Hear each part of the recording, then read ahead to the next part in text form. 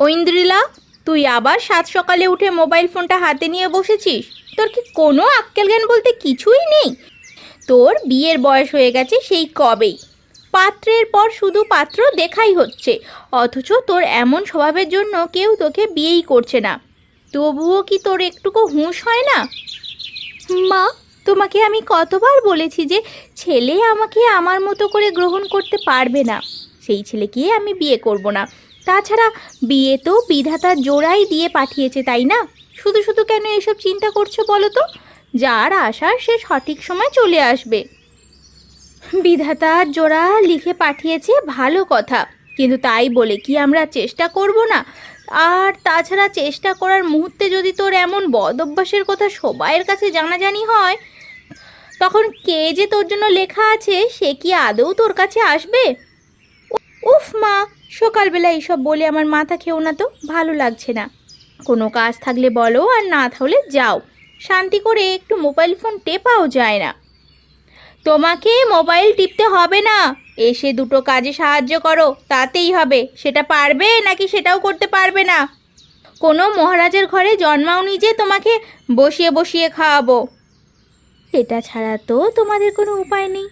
দিয়েছো তো একটা মেয়ে মানুষের জন্ম, এখন দায় দায়িত্ব খাতিরে হলেও তোমাদের এই কাজ করতেই হবে, যতদিন না আমার বিয়ে হচ্ছে। মেয়ের কথা দেখো, মায়ের মুখে মুখে কেমন যুক্তি দেখাচ্ছে। অত যুক্তিবাদী হতে হবে না।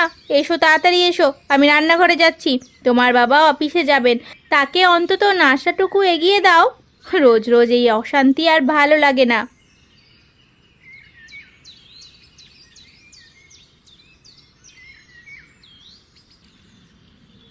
ধুর, ভালো লাগে না কিছু। সব সময় যখন আমি মোবাইল ফোন নিয়েই টিকটক দেখতে বসি, তখনই মায়া এসে ঝগড়া দিতে হয়। সব বুঝি আমি, আমাকে মোবাইল ব্যবহার করতে না দিতে চাওয়ার ধান্দা এগুলো। বিয়ে করে একবার এই বাড়ি থেকে বেরিয়ে যাই, তারপরে দেখব আর কি আমাকে টিকটক দেখতে আটকায়। ঐন্দ্রিলাকে নিয়ে তার বাবা মায়ের এমন ঝগড়াঝাটি প্রায় প্রতিদিনের বিষয় হয়ে দাঁড়িয়েছে। ঐন্দ্রিলার মোবাইলের প্রতি আসক্তি এবং টিকটক করার নেশা তাকে সবার সামনে হাসির পাত্রী বানিয়েছে। এ কথা সে আমলেই নেয় না। তার এমন স্বভাবের কারণে পাত্রপক্ষ থেকে প্রতিবার বিয়ে ভেঙে দেওয়া হয়েছে। এদিকে দিন দিন ঐন্দ্রিলার বয়সও বেড়ে যাচ্ছে, এই নিয়ে বাবা মায়ের চিন্তার শেষ নেই।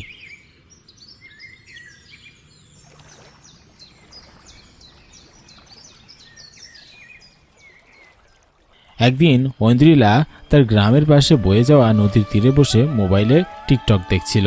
এমন সময় সেখানে আসে গ্রামের এক ছেলে, সুকান্ত। এই যে শুনছেন? আমাকে বলছেন? এখানে তো আশেপাশে আপনি ছাড়া কাউকে নেই, তার মানে আপনাকেই বলছি। জি বলুন, কি বলবেন? আর যা বলার তাড়াতাড়ি বলুন। আরে বাপরে, মনে হচ্ছে তো আপনি অনেক ব্যস্ত, কিন্তু এখানে তো ব্যস্ত হওয়ার মতো কিছু দেখছি না। তা কি নিয়ে ব্যস্ত জানতে পারি? আচ্ছা, মুশকিল তো মশাই, আপনি দেখি আমার সময় নষ্ট করছেন। আমি আমার মতো মোবাইলে টিকটক দেখছি। সত্যি বলছেন? টিকটক দেখা কি আপনি ব্যস্ততা হিসেবে দেখছেন? কেন, আপনার কোনো অসুবিধা আছে? আমার যেভাবে খুশি আমি সেইভাবে আমার ব্যস্ততা দেখাতে পারি। আপনার সাথে দেখছি কথা বলাই ভুল হয়েছে। কথায় কথায় এত উত্তেজিত হওয়া কিন্তু ঠিক না, বুঝলেন?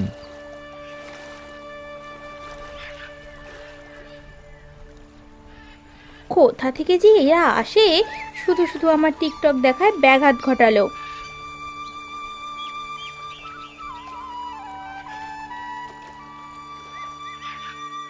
সেদিন বাড়িতে ফিরতে বেশ দেরি হয়ে গেল। প্রায় সন্ধ্যা নাগাদ সে বাড়িতে গেল।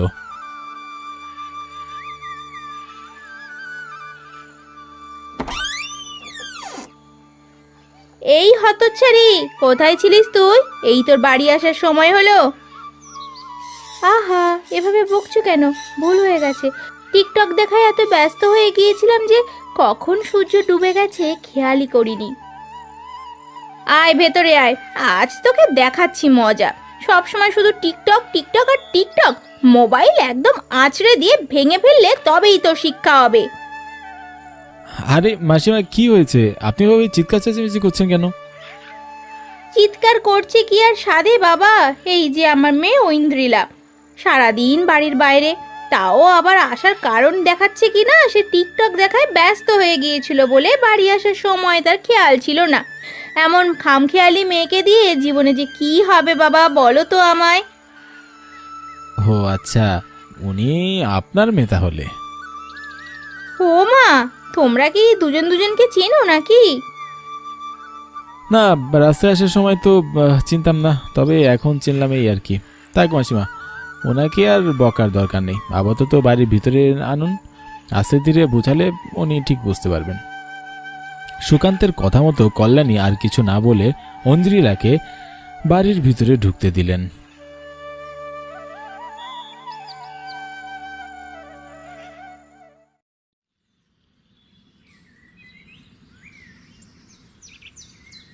পরদিন সকালে ঐন্দ্রিলা আবারও তার নিজের মতো টিকটক দেখায় ব্যস্ত ছিল। এমন সময় সুকান্ত তার পাশে এসে বলল,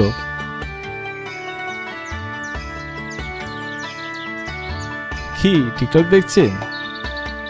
আচ্ছা, তুমি যে আমাদের বাড়ি আসবে সেই কথা তখন আমাকে বললে কি হতো? ভারে, বলার সময় দিয়েছিলে। আমি তোমার মায়ের এক বন্ধুর ছেলে, এখানে এসেছিলাম গ্রামটা ঘুরে দেখতে। শুনলাম মাঝিমা এখানেই থাকেন, তাই এখানেই চলে গেলাম। তুমি আমাকে গ্রামটা ঘুরিয়ে দেখাবে?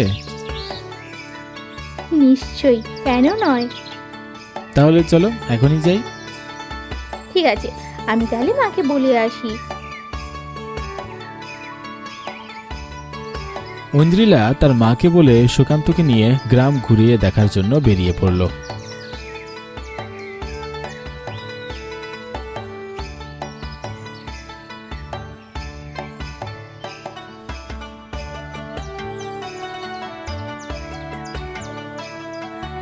সারাদিন ঘোরাঘুরি শেষে তারা দুজন ফিরল বিকালে। কল্যাণী জিজ্ঞাসা করল, কি তোমাদের গ্রাম দেখা হলো? তা বাবা সুশান্ত, কেমন লাগলো গ্রামটা? আপনাদের গ্রামটা তো একদম ছবির মতো মাসিমা, দেখে চোখ সরানোরই উপায় নেই। মা, আজকে না আমি সারাদিন মোবাইলে টিকটক দেখিনি জানো, পুরো দিন আমি ওকে গ্রাম ঘুরিয়ে দেখিয়েছি। সত্যি বলছিস মা? হ্যাঁ মাসিমা, ও সত্যি বলছে। আমি জানতাম জানতাম তুমিই পারবে বাবা। তা বাবা, আমার মেয়েটাকে তোমার কেমন লাগলো বলো তো? ওকে আমার প্রথম দিনই মনে ধরেছিল, শুধু এই টিকটকের বদ অভ্যাসটাই, এটাই আর কি। মানে কি নিয়ে কথা বলছো তোমরা? ওই দেখ ঐন্দ্রিলা, তুই তো এই বদভ্যাসটা ছাড়তেই পারছিলিস না, আর এজন্য তোকে কেউ বিয়েও করছিল না। এই জন্য আমি আমার বান্ধবী মানে তোর লতা মাসির সাথে কথা বলছিলাম, তারও যে বিবাহযোগ্য একটা ছেলে আছে তা তো আমি জানতামই না। সেই বুদ্ধি করে সুশান্তকে পাঠালো। ছেলের তো তোকে দেখে পছন্দই হয়েছে, আবার দেখ তুই তার সাথে থেকে কেমন মোবাইল থেকে দূরেও ছিলি। সুশান্ত বাবা, আসলে তুমি আমার মেয়েকে বিয়ে করবে তো? আপনাদের যদি কোনো আপত্তি না থাকে তাহলে আমি ওকে বিয়ে করতে চাই। কল্যাণী এ কথা শুনে খুশিতে বাড়ির ভিতর চলে গেল। তখন সুকান্ত ফিসফিসে ঐন্দ্রিলাকে বলল, মাসিমার তো কোনো আপত্তি নেই, তোমার আপত্তি আছে নাকি আমাকে বিয়ে করতে? আমি কিন্তু টিকটক দেখা ছাড়বো না বলে দিচ্ছি। ঠিক আছে, একটু আধটু দেখবি আর কি, মাঝে মাঝে আমিও দেখব। আমিও টিকটকে ভিডিও বানাই, সব কোনো বড় ব্যাপার না। টিকটকওয়ালা একটা বউ থাকলে তেমন কোনো অসুবিধা হবে না, শুধু সংসারের কাজে একটু ঠিকঠাক মন দিলেই হবে। তাহলে আমার কোনো আপত্তি নেই।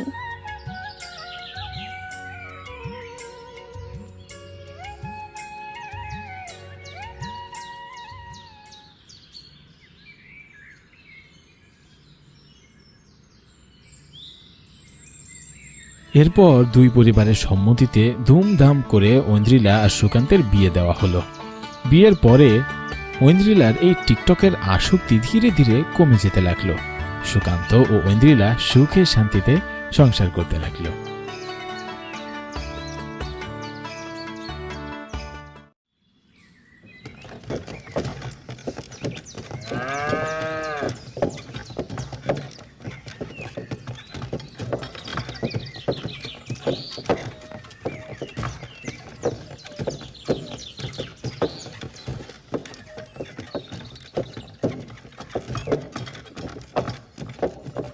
মধুগড় গ্রামের ছেলে বিক্রম।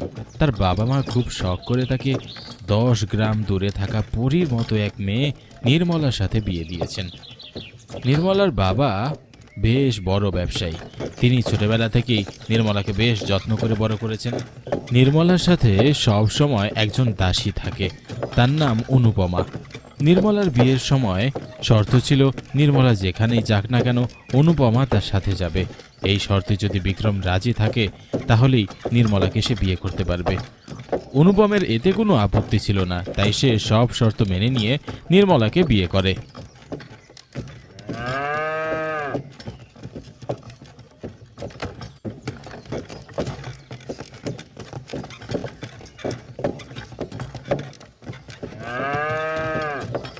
বিয়ের পর দুদিন নির্মলাদের বাড়িতে থেকে বিক্রম অবশেষে নির্মলা ও অনুপমাকে সাথে করে ফিরে তার মধুকর গ্রামে।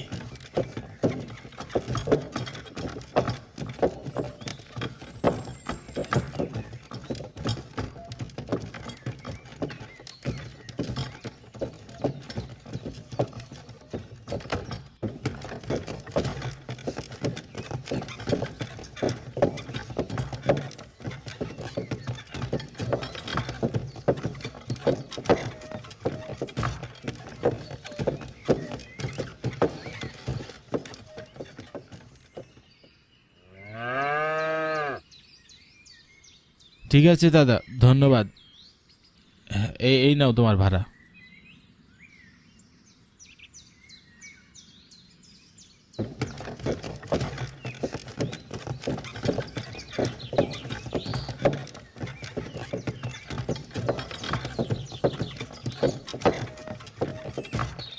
এই দেখো নির্মলা, এই হলো তোমার নতুন সংসার। এই বাড়ি তুমি সুন্দর করে গুছিয়ে রাখবে কিন্তু। আপনি চিন্তা করবেন না জামাই বাবু, দিদির সব কাজ আমি করে দেব। সে না হয় আপনি ছোটখাটো কাজের জন্য সাহায্য করবেন দিদিকে, কিন্তু এখন তো বিয়ে করে নতুন সংসারে পা রাখলো আমার বউটা, এখন না হয় তাকে একটু একটু করে গুছিয়ে নিতে শেখান। সে দেখা যাবে, এখন ভেতরে চলুন তো, সে কখন থেকে নতুন বউকে নিয়ে বাইরে দাঁড়িয়ে আছি। হ্যাঁ হ্যাঁ দিদি, আসুন।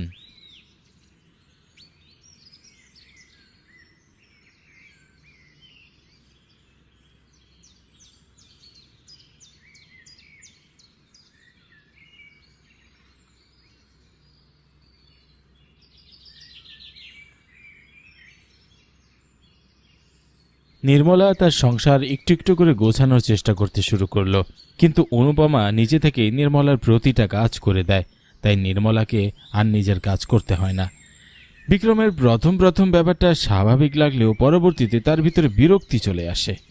তার ইচ্ছে ছিল তার বউ তাকে নিজের হাতে রেঁধে খাওয়াবে, তার যত্ন আত্তি করবে, সংসারটাকে দু হাতে সামলে রাখবে, কিন্তু অনুপমা নির্মলাকে সেই সুযোগই দেয় না। একদিন দুপুরে খেতে বসার পর বিক্রম নির্মলাকে বলল,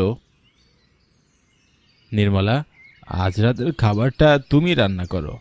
আমার কিছু বন্ধুরা আসবে বাড়িতে খেতে, তাদের ইচ্ছে নতুন বৌদির হাতের রান্না খাবে। নির্মলা তো আজ পর্যন্ত কোনো রান্না করেনি, নতুন অতিথিদের যদি খারাপ রান্না করে খাওয়ায় তাহলে কি ওর মান থাকবে? আপনি চিন্তা করবেন না জামাই বাবু, আমি রাতের রান্নাটা সেরে ফেলবো। না অনুপমা দিদি, আপনি আজকে দয়া করে রান্না করবেন না।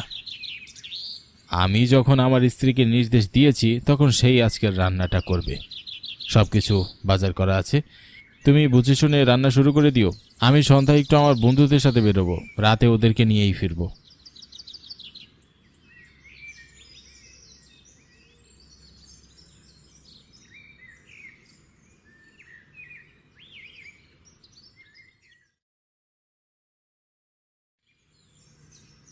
বিকেলবেলা বিক্রম বাড়ি থেকে চলে গেল। নির্মলা বেশ বিপাকে পড়ে গেল। সে অনুপমাকে বলল, কি করব আমি অনু, আমার যে খুব ভয় করছে। ভয় পাচ্ছ কেন দিদি, আমি আছি তো। আমি অন্যান্য দিনের মতো আজকেও সব রান্না করে ফেলবো। না না, এই কয়দিনে ওনার একটা বিষয় খুব ভালো করে লক্ষ্য করেছি। উনি হাতের রান্না বুঝতে পারে। উনার যত ক্ষমতায় থাকুক না কেন, এবার এমন এক ব্যবস্থা করব উনি বুঝতেই পারবে না। আর আমার ক্ষমতার ব্যাপারে তোমার নিশ্চয়ই কোনো সন্দেহ নেই। না, তা তো একেবারেই নেই। এজন্যই তো আমি তোমাকে আমার সাথে এনেছি। তুমি যেখানে থাকবে সেখানে আমার ভয়ের কিচ্ছুটি নেই। তাহলে আর চিন্তা করো না, এসো আমার সাথে এসো।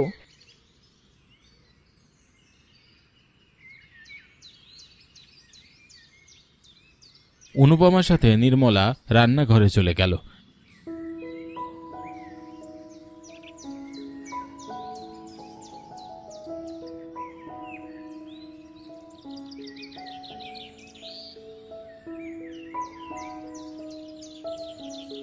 সেখানে সাজিয়ে রাখা রান্নার সামগ্রীগুলো অনুপমা একটা একটা করে উঠিয়ে নির্মলার সামনে এনে বলল, নাও দিদি, তুমি তোমার একটা আঙ্গুল প্রত্যেকটা জিনিসে ছোঁয়াবে, তাহলে আমি রান্না করলেও তুমি রেঁধেছো এমন এক স্বাদ পাবেন জামাইবাবু। সত্যি বলছো অনু? হ্যাঁ দিদি, তুমি আমায় বিশ্বাস করো না?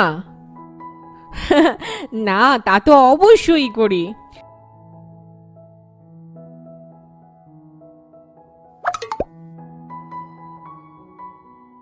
বেশ, কাজ হয়ে গেছে, এবার আমি রান্না শুরু করব। এতগুলো রান্না তুই এত কম সময়ের মধ্যে করবি কি করে অনু? রাত হতে তো বেশি দেরি নেই। সে অবশ্য তুমি ঠিক বলেছো দিদি। তাহলে এক কাজ করা যায়, আমি শুধু আমার জাদুর শক্তি দিয়ে এক একটা রান্না প্রস্তুত করে ফেলবো। অত কাটাকুটি বাছাবুছি ঝামেলায় যেতে পারবো না। সে তুই যেভাবে ভালো মনে করিস, শুধু তার কাছে আমার মান রাখিস। তুমি আর চিন্তা করো না তো দিদি, তুমি আরাম করে নিজের ঘরে গিয়ে বিশ্রাম করো। আমি সব তৈরি করে ফেলছি। ঠিক আছে। নির্মলা ভিতরে চলে গেল। অনুপমা তার পরিকল্পনা মতো একটা একটা করে হাতের জাদুতেই খাবার বানিয়ে ফেলল।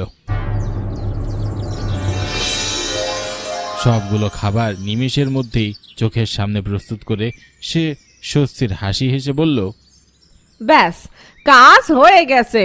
এবার আমি দিদিকে তৈরি করি, তাকে আজকে রাজরানীর মতো সুন্দর দেখাতে হবে।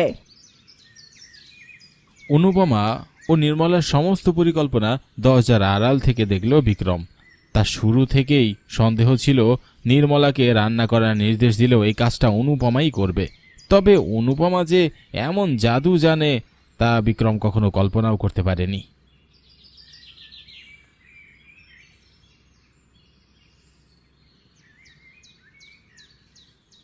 আমি কি দেখছি? এই মেয়ে তো একটা জাদুকর। তার মানে কি আমার বউ জাদুকর? হে হে বিধাতা, তুমি আবার কোন পরীক্ষায় ফেললে? এখন কি করবো আমি? না না, এমন মানুষ নিয়ে সংসার করা যাবে না। আজ রাতে আমার বন্ধুরা চলে গেলে আমি এর একটা বিহিত করেই ছাড়বো। আমার চোখে ধুলো দিয়ে আমার সাথে সংসার করা, না, হে আমি হতে দিতে পারি না।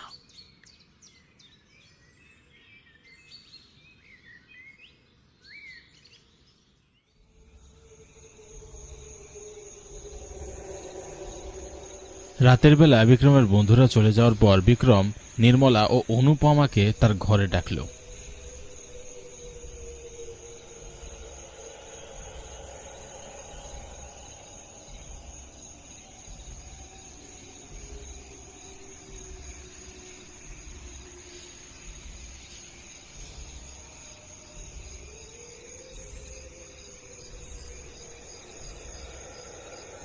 নির্মলা, আজকে আমি তোমাকে যা বলবো তার একদম ঠিক ঠিক জবাব দেবে। এই রে, উনি ধরে ফেললো নাকি? রান্নাটা যে আমি করিনি। ইস, ওনাকে বারবার বারণ করলাম যা করার আমি করি, কিন্তু সে আমার কথা শুনলে তো? এখন না জানি আমার কি কথাই না শুনতে হয়। তোমার এই দাসীর মতো তুমিও কি ছলনাময়ী জাদুকর? জামাই বাবু, এ আপনি কি বলছেন? থামো, তোমার দিদির সাথে আমি কথা বলছি। বারবার ওর কথা বলার সময় আমাদের মধ্যে তুমি কথা বলবে না। ওর কি মুখ নেই নাকি? হ্যাঁ, ও কি কথা বলতে পারে না? কি হলো, চুপ করে আছো কেন? কি জিজ্ঞাসা করেছি বলো। ওগো, তুমি আমার উপর রাগ করো না, আর আমায় ভুল বুঝো না। আমি বা অনু কেউই ছলনাময়ী নই। এটা ঠিক যে অনুর জাদুবিদ্যা আছে, তবে সে কারো ক্ষতি করে না। ও ছোটবেলা থেকে আমাদের বাড়িতে থাকে। না না, আমি এসব জাদুকরকে বিশ্বাস করি না। আর তুমি যদি আসলে জাদুকর না হয়ে থাকো, তবে অনুপ আমাকে ছেড়ে দিতে হবে। তা না হলে তুমিও আমার সংসার করতে পারবে না। তুমি কিন্তু এবার বাড়াবাড়ি করছো। এই যে তুমি আমার সাথে সংসার করতে পারছো, তাও কিন্তু অনুর প্রচেষ্টাতেই।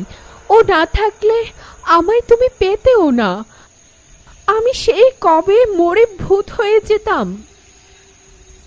মানে কি বলছো তুমি? ঠিক বলছি। আমি যখন খুব ছোট, তখন অনুকে নিয়ে তার মা আমাদের বাড়িতে আসেন। আমার একবার মরণ ব্যাধি হয়। পুরো 10 গ্রামের কারো সাধ্য ছিল না আমাকে বাঁচানোর। তখন এই অনুই আমার তার শক্তির অর্ধেকটা দিয়ে বাঁচিয়েছিল। বিনিময়ে তার প্রাণনাশের আশঙ্কা ছিল, কিন্তু বিধাতার কৃপায় মেয়েটা বেঁচে যায়। শুধু তাই নয়, আমার এই অসুখের পর আমি ছিলাম সবচেয়ে কুৎসিত দেখতে মেয়ে। অনু সেখানেও তার সৌন্দর্যে আমাকে রাঙিয়ে দিয়েছে।